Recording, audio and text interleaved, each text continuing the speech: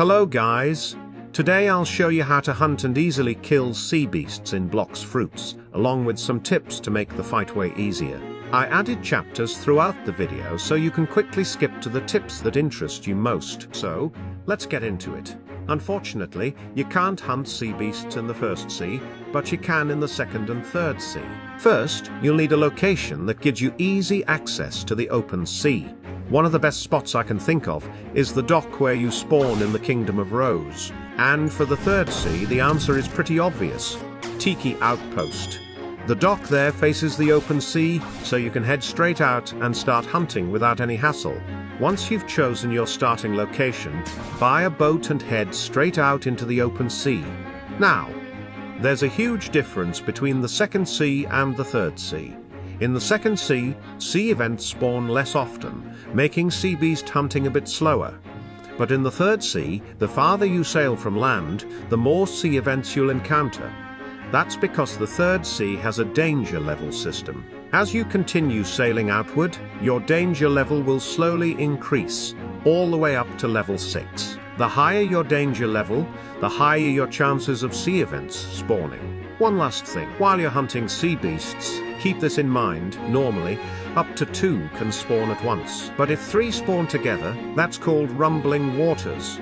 And just like that, a sea beast has spawned. That's the basic method for hunting them, but the fight itself won't be easy. In this case, I was underprepared, and even sea events were still spawning on my boat, which was unfortunate. It could happen. Now, I'm going to go over some tips to help you more easily hunt and defeat sea beasts. First, you need to watch out for the water. If you have a block's fruit equipped, the water will damage you. To reduce or completely prevent this damage, use Shark V2 or the Leviathan Shield, as they provide protection against water damage. Second, you need to think about your build.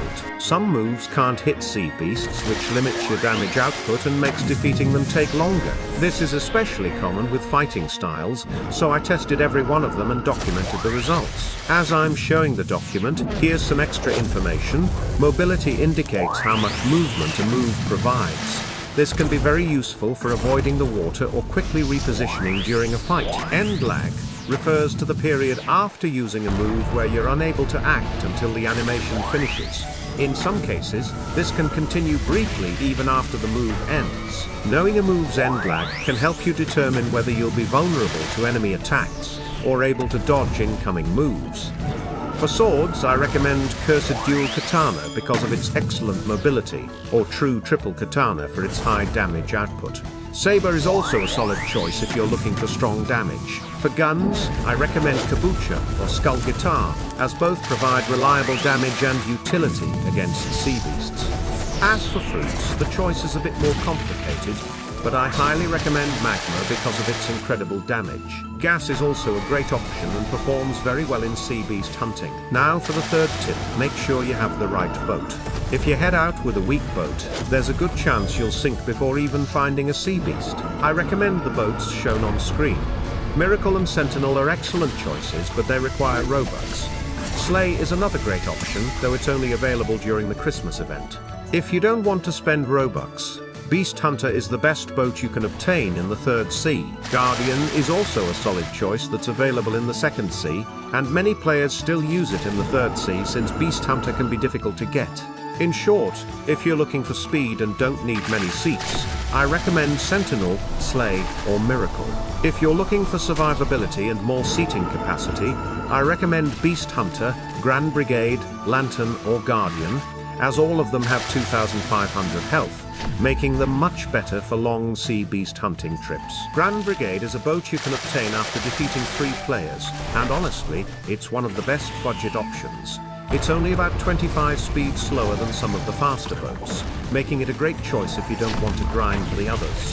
However, if you want to get the most speed easily obtainable for sea beast hunting, I'd recommend Lantern or Guardian, as they're some of the most popular choices these days. If you'd like, I can also show you how to get them. I'll show you how to obtain the Guardian first, since it's the easier of the two. First, you need to be at least level 1000 and have a fruit worth 1 million money or more. For example, Quake is a great choice because it's worth exactly 1 million. Once you've got everything ready, head to Trevor at the mansion in the middle of the Kingdom of Rose. Equip a fruit worth at least 1 million money. It doesn't need to be in your hand, just in your hotbar. Talk to Trevor, and if you're level 1000 or higher, you'll be able to give him the fruit. After a few dialogue options, he'll unlock Swan's room. Inside, you'll find Don Swan. If he isn't there, just server hop until you find him.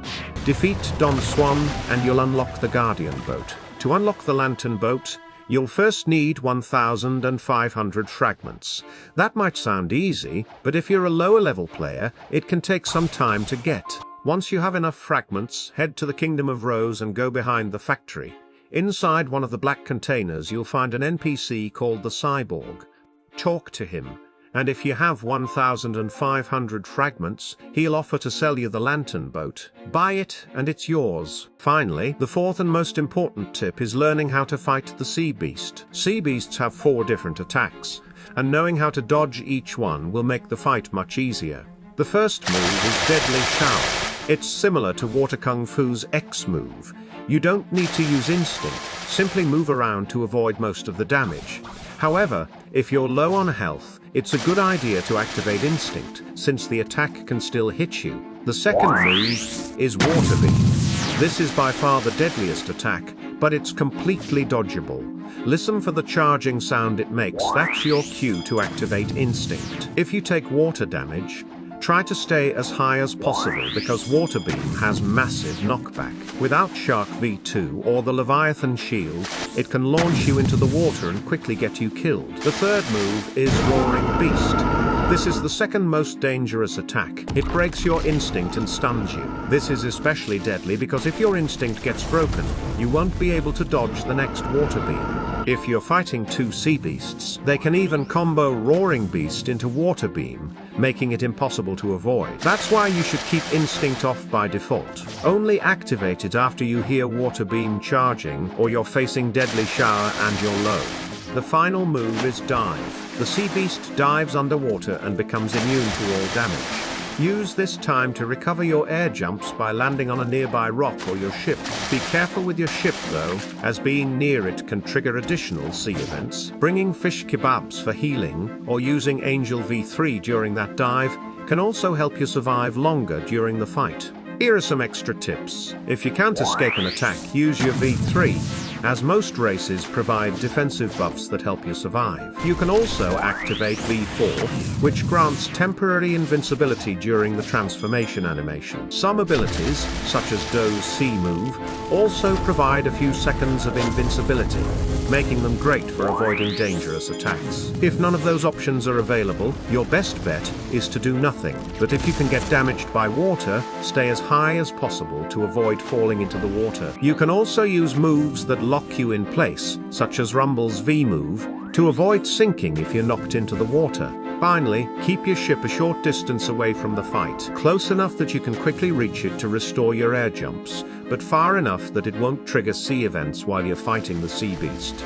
This allows you to fight the sea beast without increasing the chances of more enemies spawning. Alright, that's everything. I know it was a long video, but I added chapters so you can easily find the tip you need. If this helped you, please consider subscribing, liking the video, commenting any tips I might have missed, and sharing it with others. It took a lot of motivation to make this video, so your support really means a lot.